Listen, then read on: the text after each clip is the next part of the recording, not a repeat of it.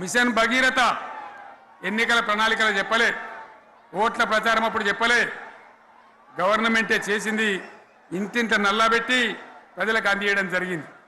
రైతు బంధు కానీ, రైతు బీమా కానీ, కళ్యాణ లక్ష్మి కానీ, కేసీఆర్ కిట్ కానీ, కంటి వెలుగు లాంటి ప్రోగ్రాం కానీ ఎవరు అడిగిన నన్ను ఎవరు అడగలే. అయినా మా అంతల మేమే మన రాష్ట్రం మన ప్రజలని వాళ్ళని బాగు చేసుకోవాలని చేసినాం. చెరువులలో చేపలు పెంచాలని ఎవరు అడిగిన నన్ను ఎవరు డిమాండ్ చేసినారు. వాళ్ళకు వృత్తి పని దొరకాలని, మత్స్యకారులను ప్రోత్సహించాలని చెరువులలో చేపలు పెంచినాం.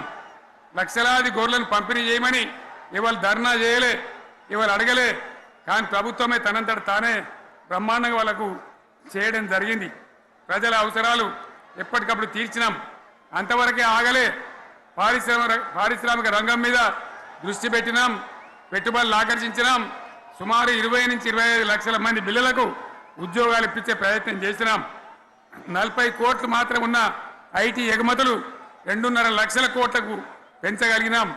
ఐటీ రంగంలో 7 లక్షల మందికి ఉద్యోగాలు కొత్తగా వచ్చినాయి. 1000కి పైగా గురుకులాలు పెట్టినాం.